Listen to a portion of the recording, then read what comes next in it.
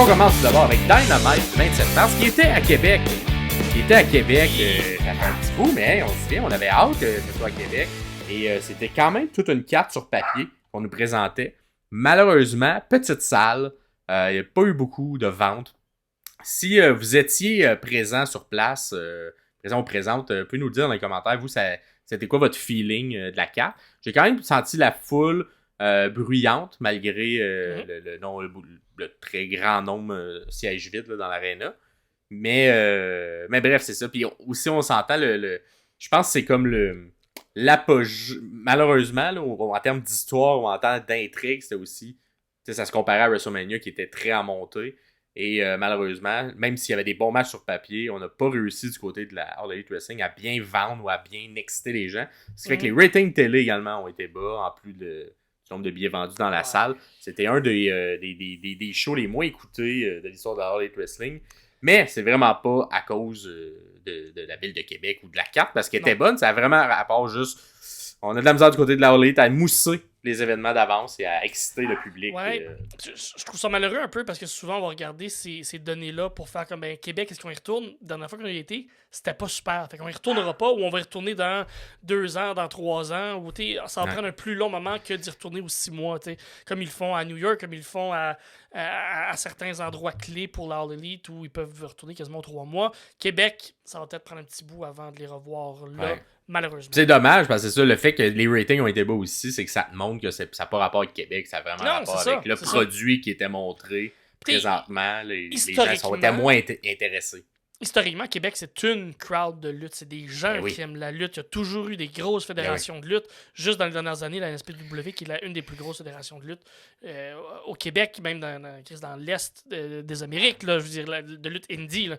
Fait que le Québec est propice à avoir des shows de lutte. Donc, c'est malheureux un peu que... Puis c'est ça. En fait, j'ai plus l'impression que ça l'empire le fait qu'il n'y ait pas eu beaucoup de monde à Québec, parce que justement, c'est une crowd qui aime la lutte, qui aime en plus ce style de lutte-là, la lutte indépendante, et que tu n'aies pas réussi à vendre plus de billets que ça. Je pense qu'il faut que tu te regardes dans le miroir et tu fasses OK, qu'est-ce qu'on fait de mal si on n'est pas capable de vendre un marché qui est supposé être un marché clé pour nous. Fait que bref, à voir s'ils font des ajustements. Mais quand même, il y a eu beaucoup de bons matchs à travers cette carte-là. Tout d'abord, on a commencé avec Will Ospreay et Shibata. Fait que c'était le Ospreay de la semaine. Un bon petit match. Cependant, moi de mon côté, j'ai préféré le match de Danielson contre Shibata. J'ai préféré l'histoire qui était racontée et les mouvements qui ont été faits. Celui d'Ospreay, on dirait que on s'entend Shibata, c'est pas le plus high flyer. Là. Il y a vraiment plus strong style dans son style. On dirait que mixé avec Ospreay, ça a fait un bon match, mais ça peut pas être un match aussi extraordinaire, c'est ce que j'aurais pensé. Je pense aussi que Shibata est un peu restreint dans ce qu'il peut faire. Il prendra pas autant de souplesse qu'il pourrait le prendre, j'ai l'impression, dû à l'anévrisme qu'il a fait en 2017. Bien exact. Ou de bombe que Ospreay il revole dessus. T'sais. Oui, exactement. Fait que peut-être que ça limite Ospreay dans ce qu'il peut faire comme travail avec Shibata. C'est juste que ceci explique cela, ça enlève pas à la qualité. Ça a été un très bon match quand même, mais je comprends. On vous le nomme, fait que si on vous le nomme, c'est qu'on vous le conseille. Fait que oui, bon match, puis Ospreay de son côté en sort victorieux et qu'on poursuit un peu l'espèce d'histoire qu'on raconte là, de ce côté-là. Entre Danielson et Ospreay. Puis vous allez voir là, tout ce qui est en lien avec Dynasty qui s'en vient, Dynasty qui s'en vient. Écoutez l'épisode de jeudi. Fait que si vous voyez qu'il y a des arcs narratifs qu'on ne touche pas beaucoup dû au fait que ça s'en va vers le pay-per-view, c'est normal. On va revenir plus en détail dans l'épisode de jeudi, l'épisode 40. Exact. Puis moi, en tout cas, moi j'ai eu un peu de critique face à l'épisode, fait que petit spoiler pour l'épisode 40, mais je vais vous faire une chronique où en fait je vais vous donner moi mon booking, comment j'aurais mieux booké ça que Tony Khan. Parce que je trouve qu'il manque de booking, malheureusement, on s'assoit trop sur le talent qu'on a et on ne développe pas assez d'histoire et le peu d'histoire qu'on développe, je trouve qu'on le fait pas de la bonne manière.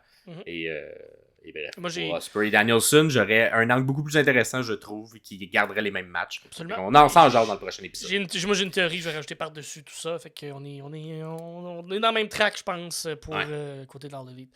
Ensuite, il y a eu des chants de Nicolas en français durant Ouais. le match des Bucks, c'est parfait, ça. Nicolas! Québec. Nicolas! Ah, c'est ça. Nicolas! C'était très drôle. Fait que bravo l'accord de Québec, j'aimais ça. Ensuite, on a eu un bon aussi match féminin, un Fatal 4-Way féminin pour le number one, l'aspirante au titre TBS de la jeune Julia Hart. Donc, on avait Anna Jay, Sky Blue, Willow, Nightingale et Statlander. Et c'était un match à 4 qui avait une belle action et un bon rythme, dans le fond. Les spots à 4 filles, ça s'enchaînait bien. Et on sent tranquillement pas vite. Ben, surtout ces 4 filles-là, là, c'est celles qui ont comme un peu grandi ou qui ont été développées à l'intérieur de la All Elite Wrestling. Et là, tu commences à voir le fruit du travail puis du temps qu'on a mis à développer ces lutteuses-là. Parce que les 4 on sort un très bon match, puis sortent souvent des très bons matchs. Moi, je trouve que Sky Blue depuis 6 mois, 1 an, là, elle est excellente. Anna Jay depuis son retour, je l'aime aussi énormément. Elle a un bon in-ring. Statlander a toujours été bonne dans le in-ring. Puis Willow, elle a une petite magie, un petit glow en ce moment. Un hit factor. Un très hit factor, le fun. Avec Mercedes Monet là, par-dessus son épaule là, qui regarde ce qu'elle fait. Là, je pense que ça lui met de la pression, puis ça fonctionne peut-être pour elle, là, cette pression. Exact. On avait entre autres Mercedes Monet aux commentaires de ce match-là. Fait pas très bon, mais écoute, elle fait ce qu'elle a pu. Un peu. Ben, en tout cas, je pense qu'on est juste content qu'elle soit là. Ou en tout cas, peut-être qu'elle sur le fait qu'elle look puis qu'on est content qu'elle soit là. Peut-être pas la meilleure, justement, à une table des commentateurs, mais bon, elle est là quand même. Une belle mais oui, le match au complet, super bon, des beaux enchaînements, fait qu'on vous le conseille. Puis enfin, tu sais, il y a seulement un match féminin, comme on le sait, lors des Dynamite, fait que c'est le fun quand. Maintenant, ils sont rendus bons. Ouais, puis moi, vous allez voir plus tard, là, dans les plus la semaine avance, plus je trouve que les matchs féminins, là, il y a quelque chose de le fun qui se passe avec ça dans la division féminine. Tu vois, j'espère que c'est positif, puis c'est quelque chose qui va transparaître dans les prochains mois, années, alors le lead du côté féminin. Mais je trouve qu'il y a une belle progression dans la qualité puis dans le rythme des matchs qui sont donnés, même s'ils sont tout le temps placés en fin ou en début de deuxième heure, fin de première heure ou début de deuxième heure, qui est souvent un spot un peu mort, là, tout dépendamment. Là, mais reste que je trouve ça très beau. On a eu aussi Takeshita contre Swerve, qui était le main event, si je me trompe pas. Ouais. Et le match pour le numéro 1, savoir qui allait affronter Samoa Joe à Dynasty. Bon, c'est sûr qu'il fallait s'attendre à qui allait gagner. Là. On s'entend que Takeshita avait aucun modus de rapport dans cette feud-là. C'est Swerve qui est en train qui en veut à Joe depuis longtemps. Super bon match. La chimie entre les deux, on l'avait vu. Je me souviens plus exactement où. Mais il y a quelques mois, ils ont fait je sais pas si c'est en équipe, puis il y a eu quelques moves de fait entre Takeshita et Swerve. Puis j'avais tout de suite spoté le genre de chimie qu'il y a entre les deux, puis on l'a vu là. C'est fluide, c'est le fun, ça coule bien. Fait que j'ai bien aimé ce match-là. Moi, comme toujours, je trouve qu'il y a trop de kick-out de finisher. Fait que là, moi, c'est ça. C'est le seul défaut global dans l'Elite Wrestling. Je trouve qu'on kick trop souvent out, surtout dans des matchs de semaine. Mais là, c'est parce que maintenant, c'est que tu perds la magie. Ben oui, parce que là, tu le sais que. Tu le sais que quand ils vont le faire, bon, ben là, c'est la première fois qu'il le fait. Fait que c'est sûr qu'il kick out. Puis t'as pas la même. Je sais pas trop, intensité quand tu vois ces mouvements-là à être t'as plus l'excitation de fait. Au lieu de mettre l'anticipation sur est-ce qu'il va réussir à connecter le move, l'anticipation, c'est est-ce qu'il va réussir à kicker out du move. Exactement. L'anticipation n'est pas le même. Puis je trouve plus le fun, oui, t'as raison, d'avoir... parce que ça donne un pop quand il réussit à le faire, puis qu'on se rend à 3. C'est comme un double pop qui est fait.